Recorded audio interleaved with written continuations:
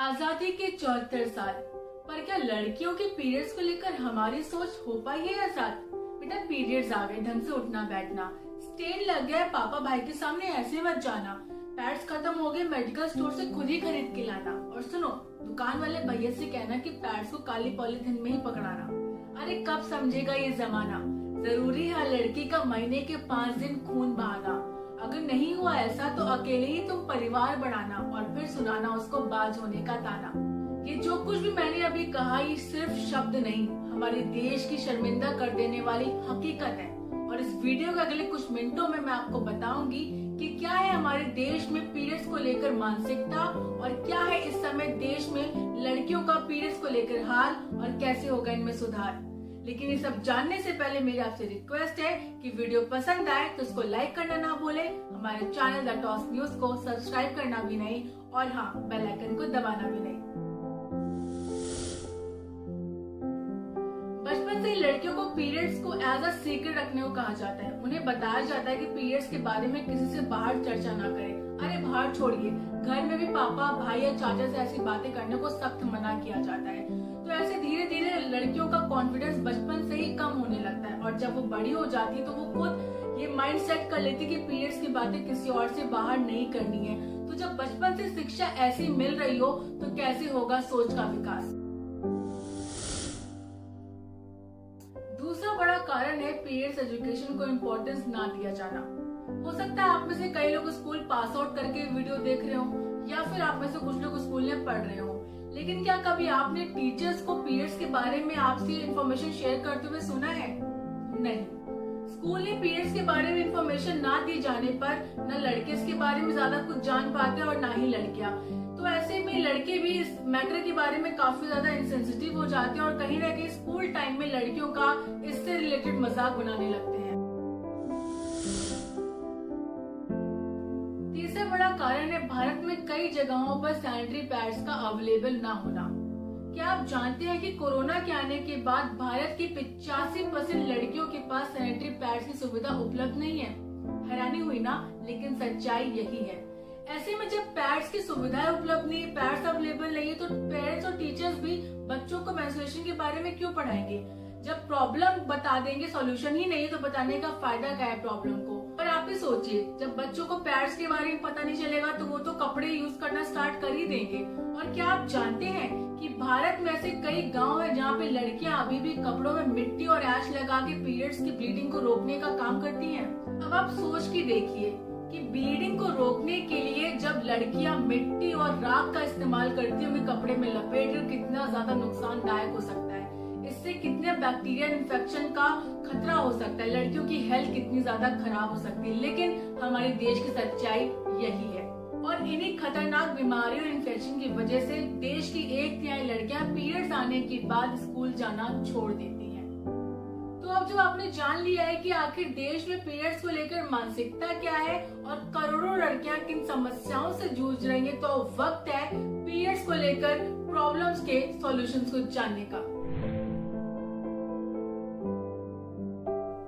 पहला सॉल्यूशन है स्कूल में पीरियड्स के प्रॉपर एजुकेशन प्रोवाइड कराना। एक सर्वे में पाया गया कि इंडिया में 95% वुमेन चाहती हैं कि उनके बच्चों को स्कूल्स में ही पीरियड की एजुकेशन मिल जाए, लेकिन इसके बावजूद भी ना के बराबर स्कूल्स इनिशिएटिव्स को ले रहे हैं। ऐसे में सॉल्यूशन क्या है? पेरेंट्स को खुद स्कूल्स में जाकर प्रिंसिपल से, टीचर से, डायरेक्टर से इस इनिशिएटिव को लेने की रिक्वेस्ट करनी चाहिए। जितनी ज्यादा रिक्वेस्ट होगी उतनी ज्यादा इस इनिशिएटिव को लेने के चांसेस बढ़ जाएंगे और देश में पीरियड्स को लेकर सोच में सुधार होने के भी। दूसरा सॉल्यूशन है छोटे शहरों और गांव में पैड्स के इस्तेमाल के अवेयरनेस को बढ़ाना। जितनी अवेयरनेस बढ़ेगी उतनी कॉस्ट कम होगी और गरीब लोग आसानी से पैड्स को अफोर्ड कर पाएंगे। अब ये कैसे काम करेगा मैं आपको एग्जाम्पल के जरिए समझाती हूँ। मान लीजिए मार्केट में भी एक पैड का पैकेट 30 रुपए का मिल रहा है, लेकिन जब पैड्स की डिमांड बढ़ जाएगी तो मैन्युफैक्चरर को और भी ज्यादा पैड्स के पैकेट प्रोड्यूस करने का मौका मिलेगा, जिससे वो 30 रुपए वाले पैड की कीमत 25 रुपए कर देगा। जब पैड की कॉस्ट 25 हो जाएगी तो वो लोग भी अफोर्ड कर पाएंगे जो पहले पैड्स नहीं खरीद पा रहे थे। ये साइकिल ऐसे ही चलता जाएगा और पैड्स की कीमत धीमे धीमे 30 से 25, 25 से 20, 20 से 15 और ऐसे ही एक समय ऐसा आएगा जब भारत की हर एक लड़की पैड्स को आसानी से अफोर्ड कर पाएगी। तीसरा सॉल्यूशन है भारत में जन औषधि केंद्र की संख्या को बढ़ाना। सबसे पहले जानते हैं कि जन औषधि केंद्र होता क्या है। ये भारत सरकार द्वारा शुरू किया गया एक ऐसा इनिशिएटिव है जिसके जरिए गरीबों को दवाइयां सस्ते दामों में उपलब्ध कराई जाती हैं। यहाँ पे पैड्स भी 1 रुपए जैसी कीमत में मिलते हैं, लेकिन इसके बावजूद भी इसका कोई फायदा नहीं है। क्यों? इसके पीछे के 2 कारण है।